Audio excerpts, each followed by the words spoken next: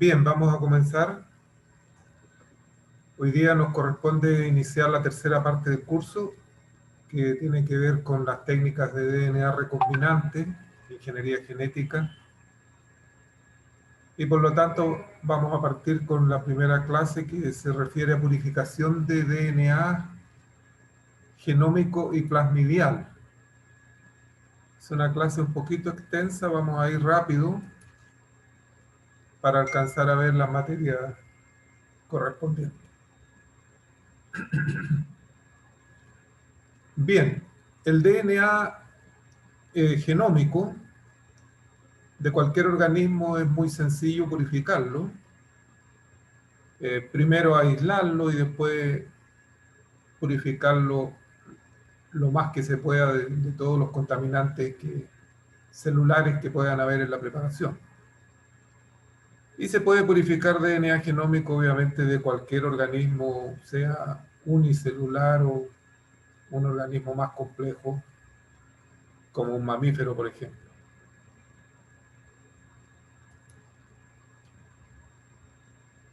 Todos los métodos de aislamiento de DNA implican tres etapas principales. Una etapa inicial es la disrupción y lisis del material inicial, que pueden ser células en suspensión, procarióticas o eucarióticas, o que pueden ser un trozo de tejido, vegetal, animal, etc. Y de acuerdo a la naturaleza de esa muestra inicial va a ser el método de rompimiento o disrupción y lisis que se va a utilizar.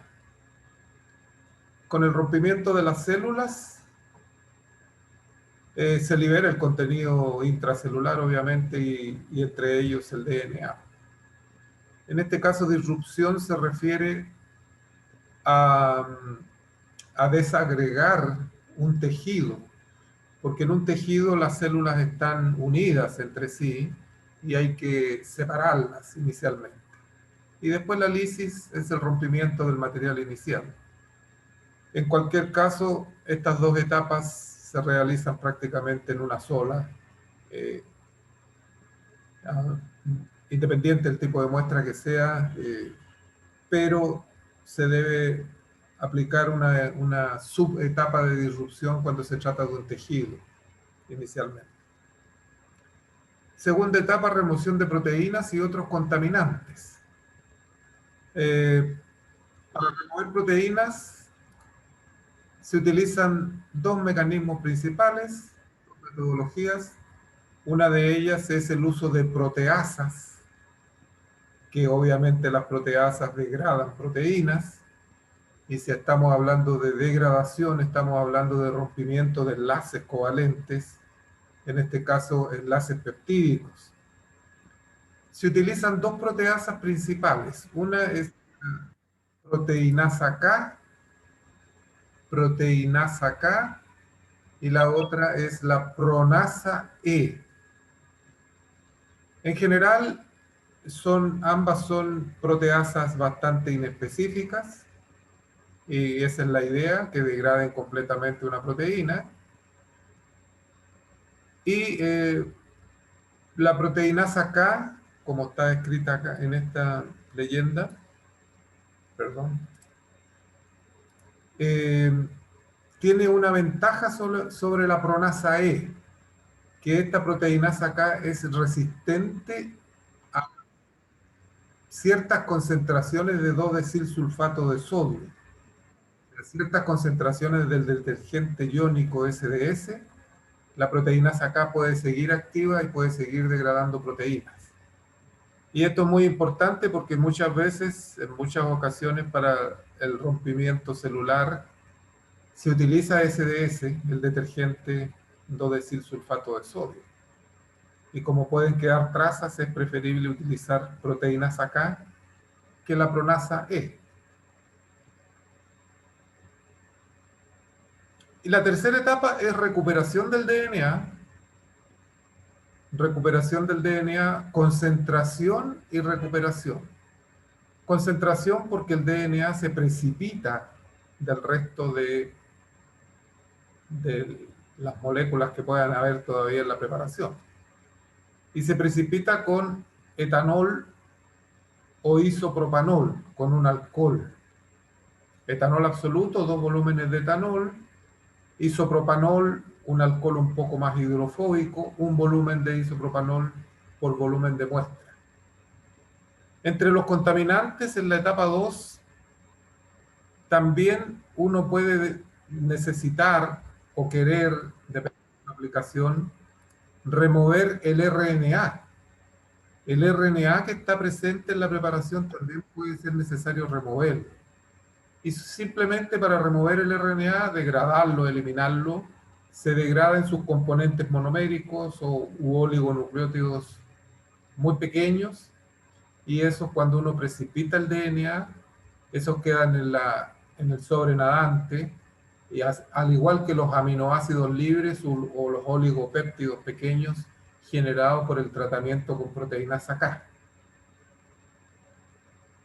Por lo tanto, ya con esta etapa de recuperación y concentración del DNA, uno va a obtener un pellet, un sedimento de DNA, que el cual lo va a resuspender posteriormente en agua bidestilada estéril en un volumen adecuado para que quede concentradito y uno pueda utilizarlo en etapas posteriores. Es importante remover completamente el etanol que se utilizó. Por lo tanto, el pellet del sedimento se debe secar, se debe llevar a sequedad para eliminar el etanol, porque el etanol también es un desnaturante de proteínas. De manera que es importante eliminarlo completamente y que no queden trazas de etanol en la preparación, o de isopropanol si se utilizó isopropanol. Cuando tengan alguna duda me van preguntando, me detienen, encienden el micrófono y hablan simplemente, y yo les voy aclarando las dudas que vayan teniendo. Disrupción y lisis, como les decía, se combinan en una sola etapa. Por eso aquí dice las etapas 1 y 2 son combinadas en la mayoría de los métodos. Pero si uno las quiere hacer separadas, no hay problema también. Por ejemplo, un trozo de tejido, como un trozo de tejido humano, por ejemplo, un trozo de hígado, uno quiere disgregarlo primero, hacer la etapa de disrupción. Se trata con proteasas también, porque están unidas principalmente células con células por proteínas, a través de proteínas. Degradando esas proteínas se obtiene una suspensión celular y se procede con la lisis.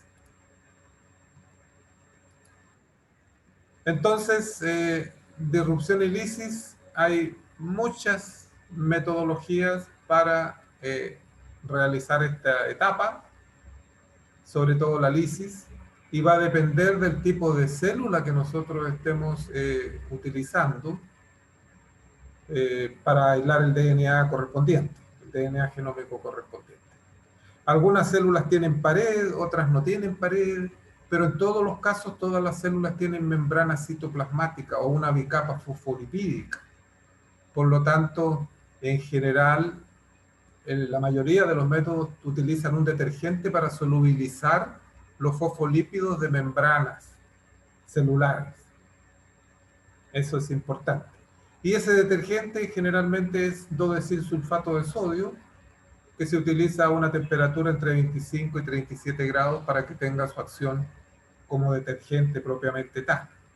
Si se hace una reacción con el detergente en frío, en hielo, el detergente no va a actuar como tal, porque los detergentes funcionan a temperaturas más altas, por supuesto.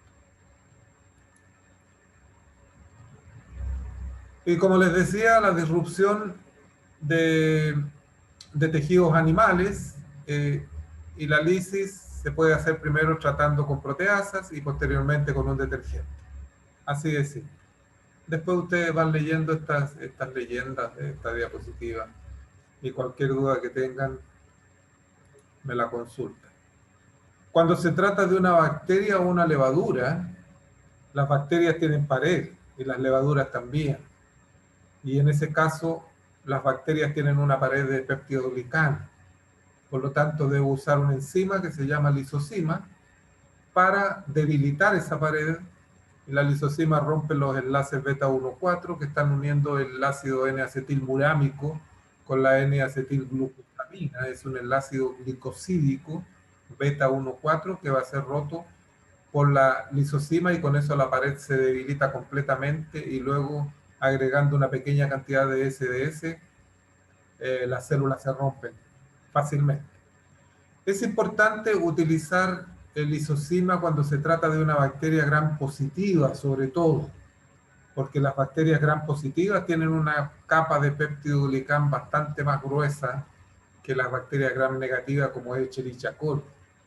En el caso de Escherichia coli basta con incubarla con SDS al 0,1% a 25 o 37 grados y las bacterias se rompen porque la capa de peptidoglicán es bastante delgada y basta con solubilizar los fosfolípidos de las membranas de la bacteria para que el aumento de la presión interna haga que las bacterias se rompan y se liberen los componentes intracelulares, por supuesto.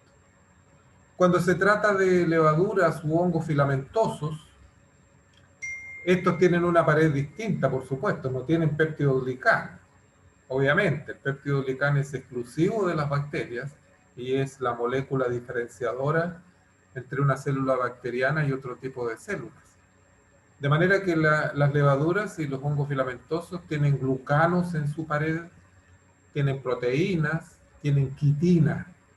Por lo tanto, uno debe tratar con glucanasas, con proteasas y con quitinasas para degradar la pared de los hongos en general, porque las levaduras también pertenecen al reino hongo.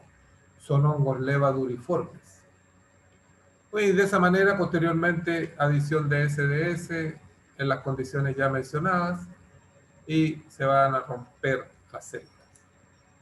Pero también se pueden utilizar equipos, instrumentos especiales, como estos homogenizadores que les voy a mostrar a continuación, como este que está acá.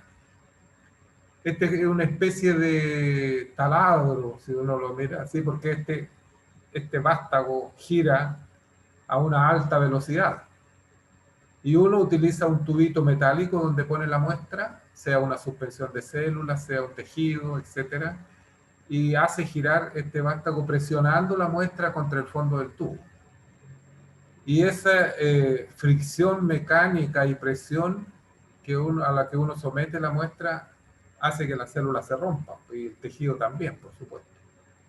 Existen una serie de puntas distintas para acoplarlas a este equipo.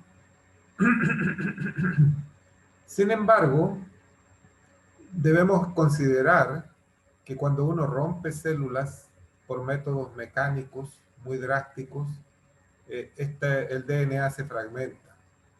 Aquí hay que tener cuidado entonces con los métodos de rompimiento celular. Basta que la célula se rompa para que ese proceso mecánico fragmente el DNA, como el caso de una célula bacteriana gram negativa. El solo hecho de incubarla con SDS y que la célula se rompa, ya el DNA no se obtiene circular como es el DNA bacteriano. Se obtienen fragmentos lineales de distintos tamaños moleculares. Y más aún si uno lo somete a este tratamiento mecánico en el cual la muestra se calienta y hay un proceso agresivo, el DNA se fragmenta mucho más. De manera que estos equipos prácticamente no se usan en la actualidad porque no tiene mucho sentido invertir en un equipo como esto para ese propósito si voy a obtener un DNA de mala calidad. También existen lo que se llaman los Waring Blender. Waring Blender es una juguera científica. Es una juguera científica como esta que está acá, pero las hay de distintos modelos, hay de acero inoxidable completa, etcétera, y tiene cuchillitos como cualquier juguera doméstica. Cuchillo de acero inoxidable, y tienen un vasito acá invertido que va atornillado a la base de los cuchillos. Por lo tanto, en ese vasito invertido la muestra queda expuesta a los cuchillos directamente.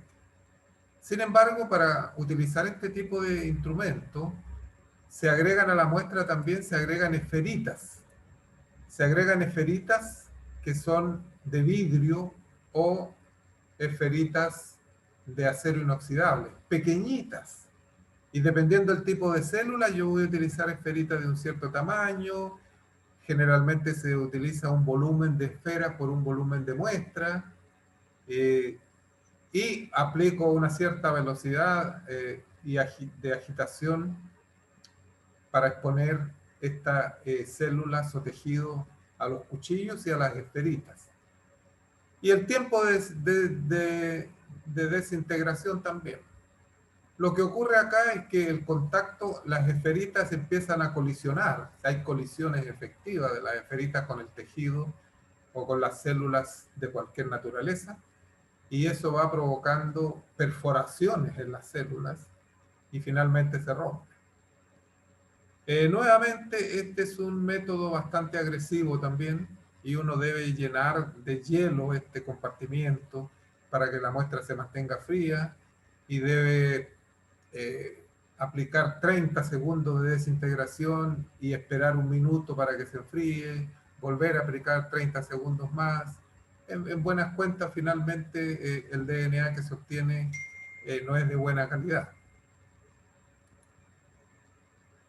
¿Qué tipo de esferitas se utilizan? De acero inoxidable, como les decía, para tejidos animales de 3 a 7 milímetros de diámetro. También se pueden utilizar, estas son para tejidos animales, para células animales de vidrio de 0,5 milímetros. Para bacterias de 0,1 milímetro de diámetro. Es casi un polvito de vidrio, porque son muy pequeñitas. Y para levaduras, que son células más grandes que las bacterias, por supuesto, 0,5 milímetros, al igual que para las células animales. En algunos casos, a veces es necesario utilizar esta juguera, no se dispone de otra metodología, o uno quiere romper las células para otros propósitos que no es aislar DNA. Todavía este instrumento es útil en el laboratorio. En nuestro laboratorio nosotros tenemos una y la podemos utilizar en algún momento que la necesitemos. Pero para aislar DNA no es recomendable. No es recomendable tampoco. Y luego tenemos este método que es universal, usando un mortero y un pistilo, disrupción y lisis, las dos etapas juntas.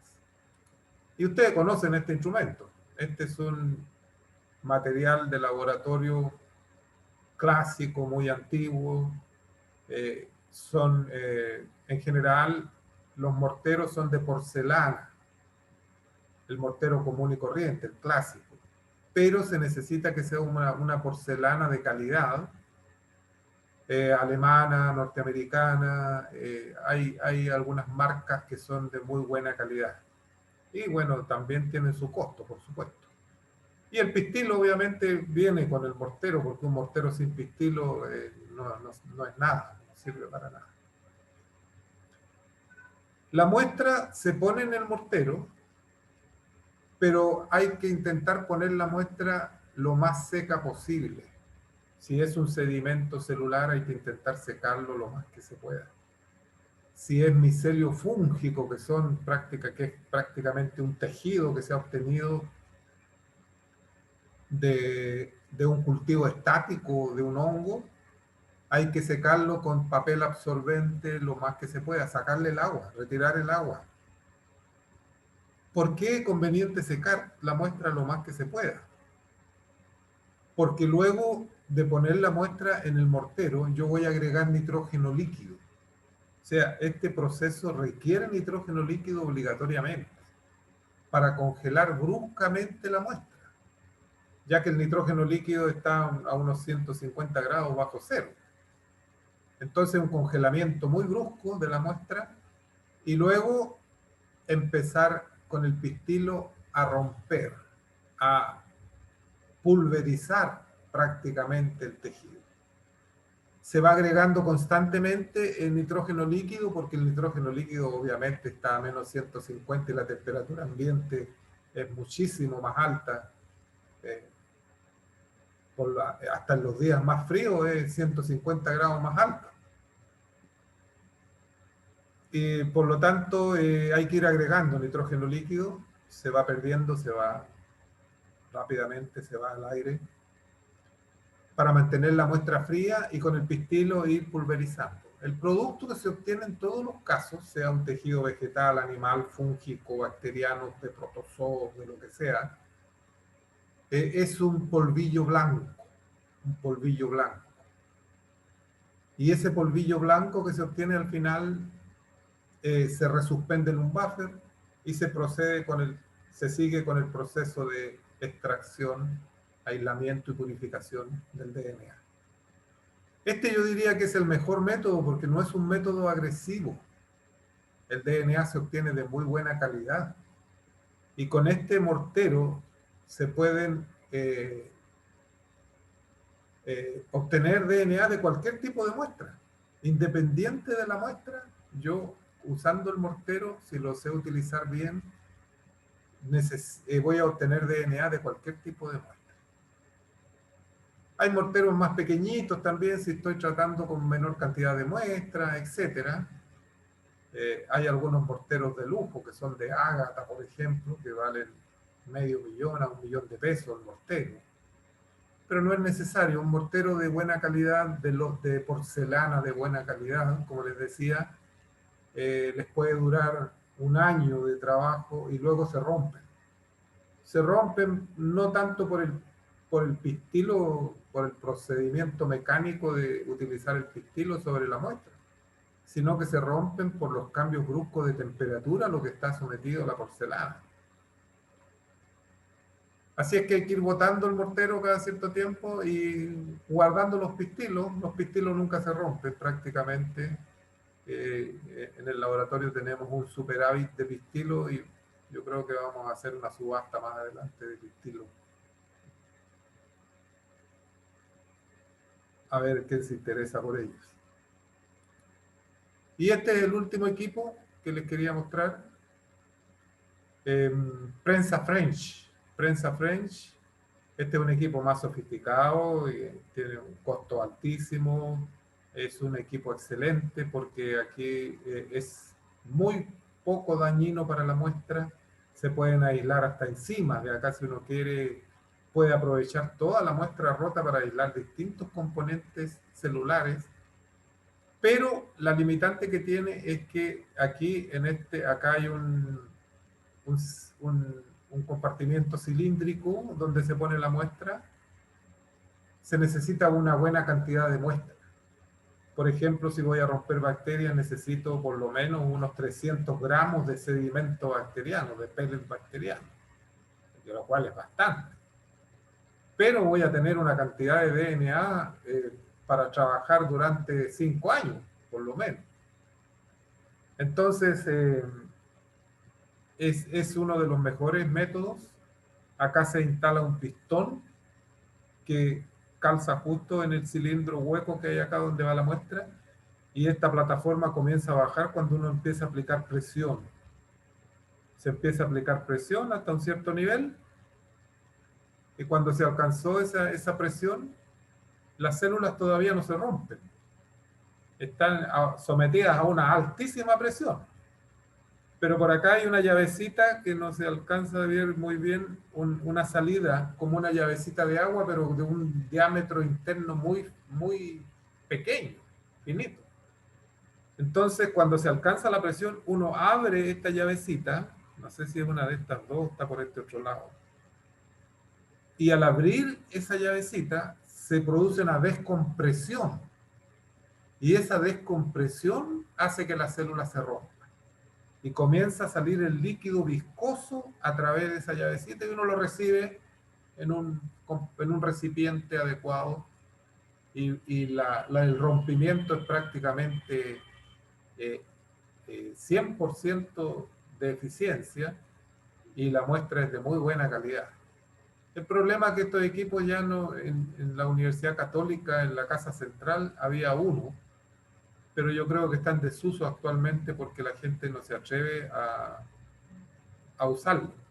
Fíjese que desde acá se instala el pistón este que baja a través de, hace bajar esta plataforma. Acá hay otro eh, receptáculo que va presionando las células.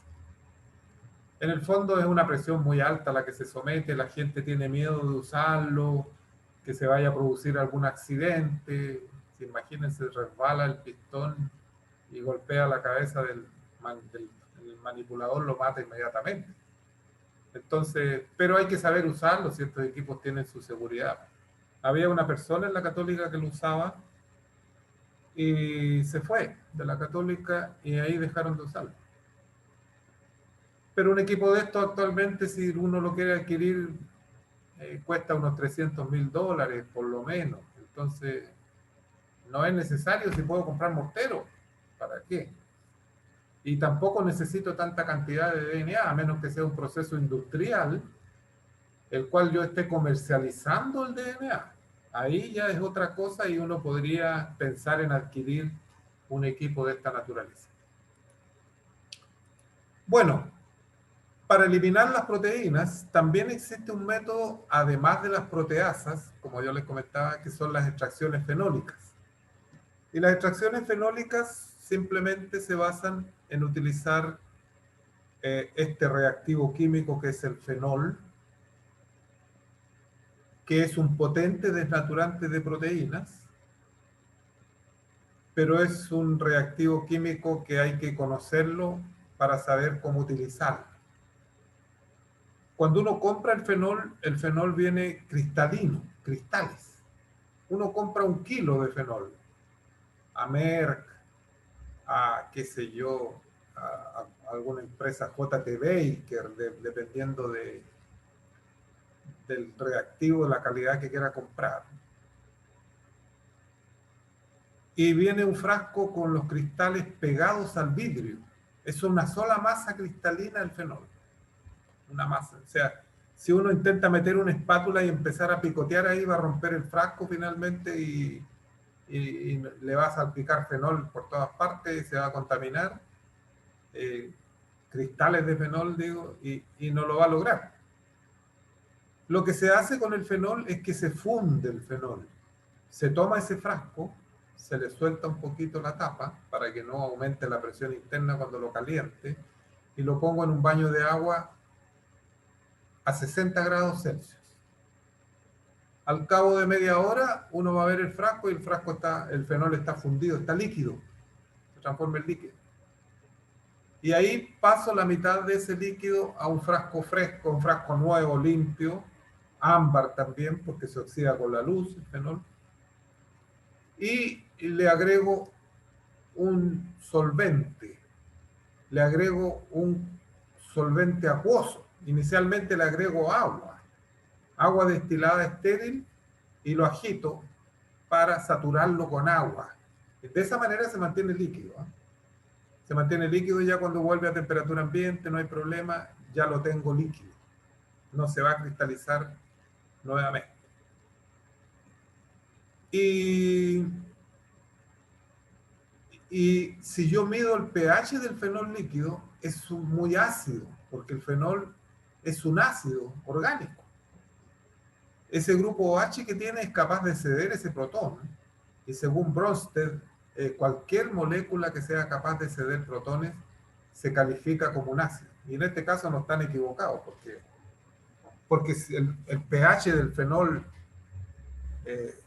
líquido es un pH bastante ácido. Y uno lo determina simplemente utilizando un papel indicador de pH, pone una gotita del fenol líquido y va a ver que el papel indicador de pH se pone de color rojo. Si el fenol yo lo uso como fenol ácido para aislar DNA, para extraer las proteínas de una preparación de DNA, no me sirve. No me sirve por 2 motivos. Primero, que el fenol, al ser un ácido, hay un superávit de protones en esa suspensión orgánica. en eso llamémosle solución orgánica o fase orgánica. De manera que cuando yo hago una extracción con fenol ácido, el DNA se va a protonar en los fosfatos del esqueleto externo y se va a hacer insoluble en la solución acuosa en la cual lo mantengo. Y va a pasar a la fase orgánica. Y ya pasando el DNA a la fase orgánica no lo voy a poder recuperar. Imposible. Pero además, si ustedes recuerdan cuando vimos las propiedades de los ácidos nucleicos en las primeras clases del curso, en un pH ácido también se tiende a romper el enlace N-glicosídico que está uniendo la base nitrogenada con el azúcar, con la desoxirribosa en la posición 1', carbono 1' del azúcar. De manera que al romper ese enlace, el DNA se va perdiendo las bases nitrogenadas, o sea, se está rompiendo enlaces covalentes. Entonces es un desastre total utilizar fenol ácido para extraer proteínas de una preparación de DNA. Por lo tanto, debo equilibrarlo, saturarlo con tris, con buffer tris pH 8, hasta que la fase orgánica lo agito con tris pH 8, le hago el cambio de buffer, primero con 1 molar tris, luego con 100 milimolar tris, hasta que tenga un pH neutro el fenol o cercano a 8. Que llegue a pH 7 ya es suficiente, ya el DNA se va a mantener soluble en la solución acuosa y no va a pasar a la fase orgánica. Y bueno, y teniendo ese fenol, yo tengo mi solución de DNA contaminada con proteínas y otros restos celulares inicialmente, y le agrego un volumen de fenol saturado a pH neutro cercano a 8, si es posible, y se van a formar dos capas, obviamente, porque son dos sustancias de polaridad, una es acuosa, una solución acuosa en la fase superior, y la fase inferior es orgánica, mucho más densa y de mucho menor polaridad. Se forman dos fases bien definidas, pero yo agito para mezclar esas fases, porque con la agitación el fenol entra en contacto con las proteínas que están contaminando mi preparación de DNA y las va precipitando. Y finalmente se forma una interfase de proteínas precipitadas que es blanquecina. Después de haber agitado con el fenol, centrifugo por 1 minuto y separo las fases y obtengo el tubo como se ve en esta condición. Se ve claramente una interfase de proteínas. La fase fenólica se logra visualizar y diferenciar de la fase acuosa porque es amarillenta. Y es amarillenta porque uno le agrega el fenol cuando lo está saturando a pH neutro. Le agrega un compuesto que se llama 8-hidroxiquinolina. Y ese compuesto se lo agrega porque es un agente antioxidante. Y además de funcionar como antioxidante, le da un color amarillento a la fase orgánica, lo cual facilita la visualización entre ambas fases. Muy bien, entonces recupero la fase acuosa sin arrastrar estas proteínas, que es lo que quiero eliminar, obviamente. Siempre uno pierde un poquito acá, pero es mejor perder que estar retirando las proteínas. Y puedo repetir esta extracción fenólica las veces que yo quiera. Generalmente se hacen 2 extracciones fenólicas. Pero después de una extracción fenólica o de 2 extracciones fenólicas, yo debo hacer una extracción clorofórmica. ¿Por qué? Porque yo no quiero que queden trazas de fenol en mi preparación de DNA. Porque trazas de fenol en la preparación de DNA van a desnaturar cualquier enzima que yo quiera utilizar después con ese DNA. Por ejemplo, enzimas de restricción. Así es que hago una extracción clorofórmica y de esa manera el fenol residual que puede haber quedado en la fase acuosa pasa a la fase clorofórmica y con eso me aseguro que no voy a tener fenol en mi DNA final, en la preparación de DNA final. Siempre al cloroformo se le agrega un poquitito, eh, una 20ª parte aproximadamente de alcohol isoamílico, porque el cloroformo tiende a formar espuma, burbujas. En cambio, el alcohol isoamílico es un agente antiespumante, así que evita esa formación de burbujas. Y en algunos casos, la gente trabaja en las extracciones fenólicas, trabaja también con fenol, cloroformo, alcohol isoamílico, esa mezcla.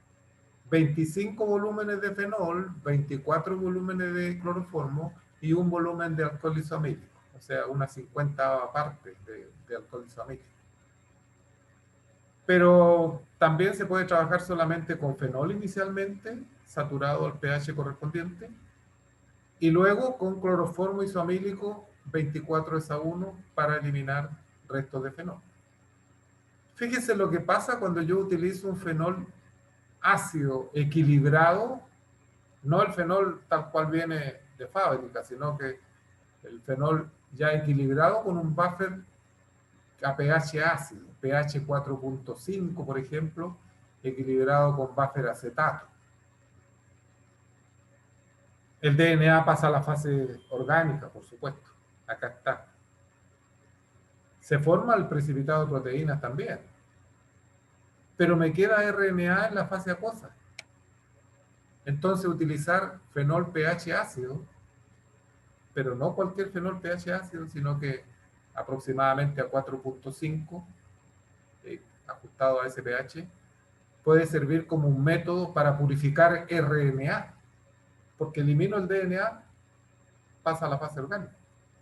Pero el RNA no pasa a la fase orgánica, sino que parte de la población de moléculas de RNA se mantienen en solución acuosa, pero también una parte pasa a la fase orgánica, dependiendo del pH, porque a pesar de estar trabajando un pH 4.5, el grupo hidroxilo de la posición 2' del RNA, de cada nucleótido del RNA, se mantiene desprotonado y lo mantiene soluble en solución acuosa al RNA. Pero no en todas las moléculas está desprotonado, no en toda la población de moléculas. Y en algunos casos, dependiendo del pH, como les digo, parte de la población de moléculas de RNA pasan a la fase orgánica también. Y la precipitación con etanol obviamente se basa en que el alcohol también es un compuesto polar y también forma puentes de hidrógeno con el agua. De manera que el agua que se agrega tanto volumen de etanol, 2 volúmenes de etanol, para que esta interaccione con toda el agua que está presente en la preparación, incluyendo las moléculas de agua que están hidratando al DNA. Y de esa manera, al retirar esa agua de hidratación del DNA, este DNA se hace insoluble y comienza a precipitar. Una vez que precipita, se centrifuga y ahí tengo el DNA pegado al fondo del tubo. Pero debo secarlo, como les explicaba, para eliminar el etanol o el isopropanol que yo haya usado. Aquí dice agregar solución salina adicional no es necesario si uno tiene buena cantidad de DNA. ¿Para qué voy a estar contaminando la preparación con sales? No me conviene. Entonces, solamente etanol es suficiente. Bueno, un método en el cual se obtiene una altísima pureza del DNA obtenido finalmente es a través de centrifugación en gradientes de cloruro de cesio. Gradientes de densidad de cloruro de cesio. Pero lo vamos a explicar cuando expliquemos la purificación de plásmidos, que ahí es válido para cualquier tipo de DNA. Y se utiliza generalmente una cromatografía de intercambio aniónico como etapa final de la purificación de un DNA si uno necesita un DNA muy puro. O sea, una resina cromatográfica que tenga carga positiva, a la cual el DNA se va a unir, por eso se llama de intercambio aniónico. Y una vez que el DNA está unido, la columna se lava para eliminar los componentes que están contaminando esa preparación, sales, aminoácidos libres, ribonucleótidos, si es que los hay, etcétera, proteínas también. Y luego recupero el DNA que estaba unido a la columna, cambiando la fuerza iónica, cambiando el pH o algún método con el cual pueda eh, desestabilizar las uniones que están permitiendo mantenerse al DNA unido a través de esas interacciones iónicas con la resina de la columna. La mayoría de los kits comerciales traen, incorporan una columnita para la etapa final de purificación del DNA. Y luego que tengo el DNA purificado, necesito una cámara electroforética como esta, horizontal, para poner un gel de agarosa aquí, en el cual voy a cargar las muestras en los bolsillos, teniendo cuidado de conectar a la fuente de poder el polo negativo en la misma, cercano a donde cargué las muestras, y el polo positivo hacia donde van a migrar las muestras. El polo negativo es el cátodo y el polo positivo es el ánodo. Y se llama ánodo obviamente porque hacia él migran los aniones. Y el DNA en este caso está cargado negativamente, homogéneamente a través de su grupo fosfato, porque el buffer de corrida del gel tiene pH 8, y el gel, la garosa, también fue preparada con el mismo buffer de corrida que tiene pH 8. De manera que migran de polo negativo, que es el cátodo, a polo positivo, que es el ánodo. Y generalmente se utilizan 100 voltios para esta corrida, y un gel clásico típico como este se demora alrededor de 50 minutos a una hora en el colorante avanzar 3/4 partes del gel, lo cual es suficiente para mirar las bandas que se van a ver en el gel. Se agrega un colorante al buffer de carga. El buffer de carga contiene azul de bromofenol, que es el colorante, y que nos da una idea de cómo van migrando las moléculas, porque las moléculas no se ven, pero el colorante sí se ve. Y contiene glicerol generalmente para que darle densidad a la muestra que estoy cargando y que se deposite bien en el bolsillo, que caiga, sea más densa que el buffer, porque el gel ya está sumergido en el buffer cuando cargo las muestras. Yo no puedo agregar el buffer después que he cargado las muestras porque se salen de los bolsillos, obviamente. Y se pone un poquitito de bromuro de tidio al lado del cátodo, y otro poquitito, agito con la misma punta de la pipeta acá, una pequeñísima cantidad de bromuro de tidio para que se tiña inmediatamente el gel durante la corrida. El bromuro de tidio se intercala entre los pares de bases del DNA, y cuando yo lo pongo el gel finalmente en un transiluminador ultravioleta, el bromuro de tidio va a absorber esa longitud de onda, esa radiación ultravioleta, y la va a reemitir en otra longitud de onda, más cercana al visible, por supuesto, de manera que se van a ver en las bandas de color amarillento, fluorescente o anaranjado, como esto. Acá está en blanco y negro, obviamente, pero se van a ver de esta manera. Y aquí tienen el DNA genómico, una banda bastante definida, una muy buena preparación, hubo poca fragmentación, la fragmentación necesaria, suficiente, y se ven dos bandas adicionales acá que corresponden al RNA ribosomal 28S y al 18S. Por lo tanto, este DNA aislado y caracterizado en este gel corresponde a un DNA de células eucarióticas, por los tipos de RNA que estoy visualizando en el gel.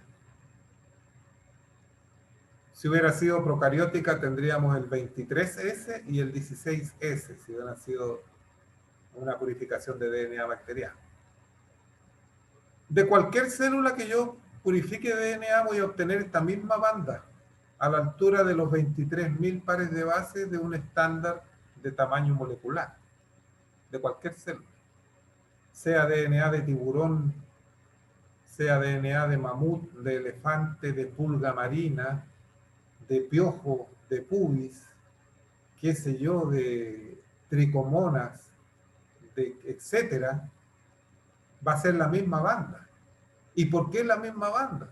Porque el DNA se fragmenta con estos métodos de caracterización y de obtención. Sea circular o lineal, el DNA se va a fragmentar igual. Y lo que está representando esta banda acá son millones de fragmentos de distinto tamaño molecular, siendo el menor tamaño molecular 23.000 y siendo el mayor el que alcanza a entrar al gel y migra en esta posición. ¿Y por qué se ve como una sola banda? Se ve como una sola banda porque el gel a esta altura no tiene capacidad resolutiva. No puede resolver bandas de distintos tamaños. Es muy mala la resolución del gel. Y por eso a esta banda se le llama banda artefactual. Y es la misma en cualquier caso. Por lo tanto, si a mí me muestran una banda de DNA genómico y no me dicen de dónde fue aislada, yo no puedo saber de qué organismo fue obtenido ese DNA. Pero si están los RNA, yo podría decir si es procariótico o eucariótico. Nada más. Ahora, si la preparación fue muy brusca, violenta y con mucha agitación, voy a obtener un chorreo acá. Porque la cantidad de fragmentos que se generan de distinto tamaño, tampoco uno los puede visualizar. Pero se generan fragmentos más pequeños que 23.000, entonces se va chorreando hacia abajo y esta banda se va haciendo cada vez más débil. Lo ideal es obtener esta pura banda nítida, limpia, en una buena preparación. Y por acá abajo pueden haber RNA también de hebra simple, como mensajeros de transferencias y otros ribosomales pequeños, etcétera, que se ven en esta banda y migran. Si uno corre más el gel, esta banda eluye, obviamente. ¿Alguna duda?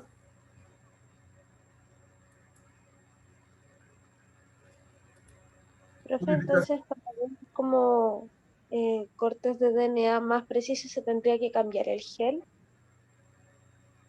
Para ver fragmentos más definidos claro, habría que cambiar el tipo de electroforesis. Uno puede intentar separar esa banda artefactual con un gel más largo, de otra concentración de agarosa, pero no tiene sentido tampoco. No tienes, ¿para qué? ¿Para qué voy a querer separar esa banda si yo ya sé lo que es? Entonces, me importa que sea esa banda y no haya chorreo, para que no esté muy degradado, no esté muy fragmentado. ¿Se fijan? Porque si esa banda no aparece y se ve solo un chorreo hacia abajo, ese DNA es inútil. O sea, demasiado fragmentado, ya sea por los rompimientos mecánicos o por degradación por nucleasas presentes en la preparación también. Pero no necesito yo separar. Además, ¿qué voy a lograr? Voy a lograr ver, si separo un poco, voy a ver una banda, un chorreo más ancho nomás también. No voy a ver fragmentos definidos, como se ven, por ejemplo, en el estándar. Jamás voy a ver esto cuando estoy purificando un DNA. Sí puedo obtener un DNA genómico intacto por la técnica que se llama electroforesis de campo pulsado, porque en la electroforesis de campo pulsado las células se rompen estando incorporadas en el gel, en la garosa. Entonces eso es distinto.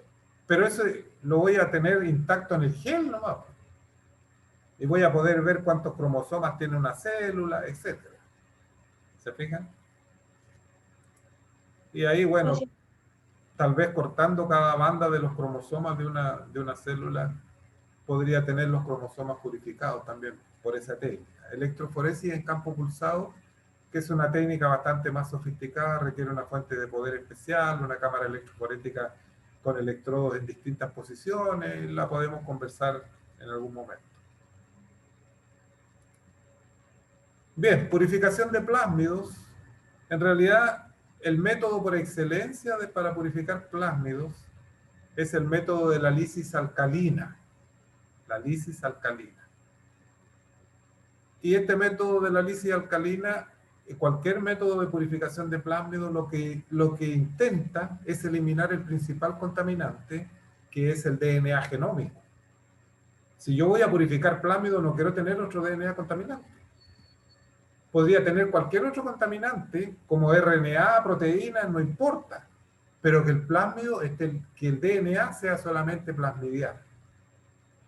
Y este método de la lisis alcalina es ideado por investigadores ya desde los años 80 aproximadamente, y es el que ha dado mejores resultados para purificar plásmidos bacterianos de un tamaño pequeño, y no solamente bacterianos, sino que también plásmidos de otra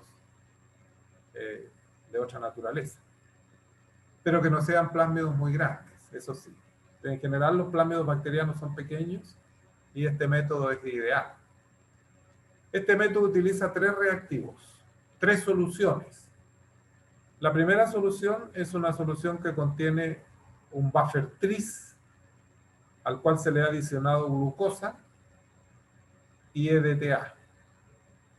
Este buffer tris es un buffer tris 10 milimolar,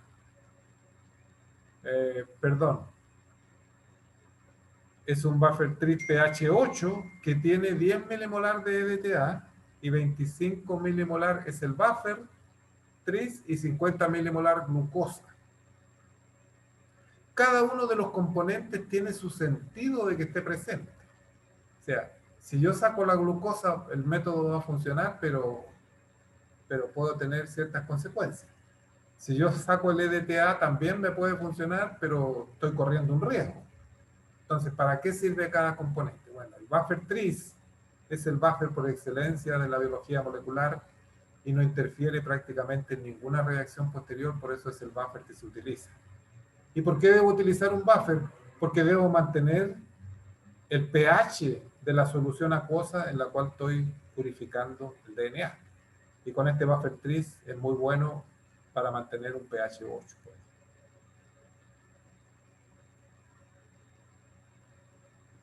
10 milimolares de EDTA. El EDTA es un agente acomplejante de cationes bivalentes. Y aquí me interesa acomplejar fundamentalmente el magnesio, porque el magnesio es cofactor de las nucleasas que eventualmente pueden degradar el DNA que yo estoy intentando purificar. Y de esa manera lo protejo de la degradación por las nucleasas que puedan estar presentes, y de hecho van a estar presentes cuando rompa la célula, obviamente. Y 50 milimolar glucosa, porque con esta cantidad de glucosa, con esta concentración de glucosa, yo voy a simular una osmolaridad de esta solución que es equivalente a la osmolaridad interna de la célula. ¿Para qué? ¿Para qué quiero que las osmolaridades sean iguales? Para que cuando la célula se rompa, el rompimiento sea mucho más suave. Si las osmolaridades son distintas, el rompimiento puede ser mucho más violento y traer como consecuencia una fragmentación del DNA bastante más exhaustiva. Esta solución se autoclava y se almacena a 4 grados Celsius, se almacena en frío, y es para resuspender las células que yo voy a romper, las células que contienen el plásmido, por supuesto. Solución 2. Con esta solución se debe trabajar a temperatura estándar, en condiciones estándar, 25 grados al menos, o 37. Porque aquí tengo un detergente, que es el SDS, dodesil sulfato de sodio, y para que ejerza su acción como detergente debe trabajar a una temperatura en ese rango, 25 a 37 grados es adecuado. Y es una solución de SDS en medio alcalino, por eso se llama la lisis alcalina. NaOH, 0,2 molar de NaOH, 1% de SDS. Esta solución se prepara inmediatamente de antes de usar. El SDS yo lo tengo preparado como solución stock al 10%. Y preparo inmediatamente fresca en el momento de usar, preparo una solución de NaOH de 2 molar. O sea, 10 veces más concentrado que lo que voy a necesitar de cada uno de ellos. Entonces, si preparo un ml de esta solución 2, agrego 100 microlitros de SDS 10% y 100 microlitros de NaOH 2 molar y le agrego 800 microlitros de agua destilada estéril y tengo la solución 2 preparada. Y agrego una cantidad de esta solución sobre las células resuspendidas y mezclo. Al agregar la solución 2 sobre las células suspendidas, que ya las tengo a 25, a 37 grados, ya están a esa temperatura, se empiezan a romper inmediatamente, porque el SDS ejerce su función como detergente, solubiliza la membrana citoplasmática y los lípidos de la membrana interna de la célula bacteriana, gram negativa, como es de Escherichia coli, y la célula se rompe. Y cuando se rompen las células yo veo un cambio de opalescencia, un cambio de turbidez de la suspensión, se hace más cristalina y cambia también la viscosidad, porque se pone extremadamente viscoso. El DNA es muy viscoso y yo muevo el tubito así y veo cómo se pega a las paredes del tubo esa suspensión. Fíjense que hasta el momento no hemos eliminado nada, están todos los componentes celulares adentro, pero ahora las células están rotas, completamente rotas. Bueno, después de haber mezclado suavemente, aquí no se puede agitar, mezclar suavemente solamente. Porque si yo agito empiezo a fragmentar el DNA, obviamente. Y fragmentar el DNA genómico tiene como consecuencia que el plásmido, finalmente la preparación de DNA plasmidial, me resulte contaminada con DNA genómico y tenga que botarla. Si está contaminada con DNA genómico, esa preparación no sirve. Solución 3, acetato de potasio 5 molar, pH 4.8. Esta solución 3 está,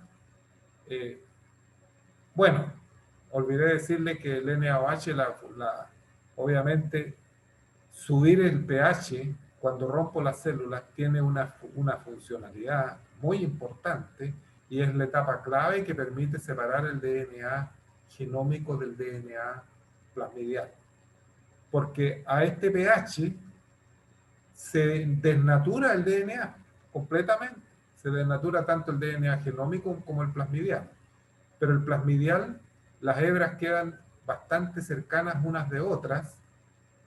Y cuando agrego la solución de acetato de potasio 5 molar, pH 4.8, está ajustado este pH para neutralizar el pH anterior. Las hebras del DNA plasmidial desnaturado quedan muy cercanas unas de otras, como son moléculas sobreenrolladas pequeñas y quedan prácticamente concatenadas entre sí y se puede renaturar fácilmente cuando agrego esta solución 3. Pero los fragmentos lineales del DNA genómico que se desnaturaron se alejaron mucho y no se van a... Y hay otras moléculas entre medio, restos celulares, etcétera, que cuando intente renaturar se va a atrapar todas esas macromoléculas que están en suspensión y se va a formar un agregado macromolecular muy grande con el DNA genómico, proteínas, restos celulares, etcétera, que lo puedo separar del DNA plasmidial por centrifugación fácilmente. Se utiliza acetato de potasio y no de sodio porque in situ, en la preparación, se va a formar dodesilsulfato de potasio. Y recuerden ustedes que el dodesilsulfato, sea de sodio o de potasio, interacciona con las proteínas. con la región hidrofóbica, con las cadenas laterales hidrofóbicas de las proteínas y con la cola hidrofóbica del SDS en una interacción muy fuerte. Y resulta que el 2-desilsulfato de potasio que se formó in situ es menos soluble que el 2-desilsulfato de sodio. Y por lo tanto su precipitación, su sedimentación de ese agregado macromolecular, que está en donde está el DNA genómico, proteínas, restos celulares, restos de pared, etcétera, además de estar el 2-desilsulfato de potasio unido a las proteínas, va a ser más fácil su sedimentación y separación del resto del DNA plasmidial que va a quedar en solución. Por lo tanto, es un método muy ingenioso, ideal. Acá está explicado con muchas menos palabras de lo que yo lo expliqué. Y acá está explicado en terminología gráfica, digamos. Inicialmente las células resuspendidas se rompen con la solución 2. Aquí está el DNA cromosómico desnaturado por el alto pH, pH muy básico. Y aquí están los plásmidos desnaturados, fíjense que quedan muy cercanas una hebra de la otra, prácticamente quedan concatenados entre sí. Estos se separan mucho más, aquí está, no es muy bueno este esquema.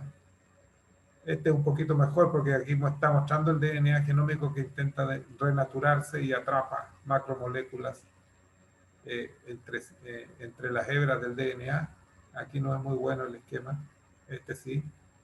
Y el DNA plasmidial finalmente queda en solución en el sobrenadante y el precipitado contiene, o este sedimento contiene el DNA cromosómico. Por eso no conviene fragmentar el DNA cromosómico.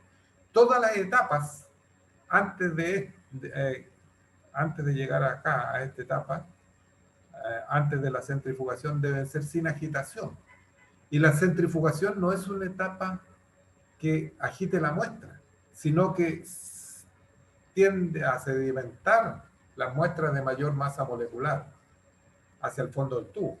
Nada más, no es una etapa que fragmente el DNA.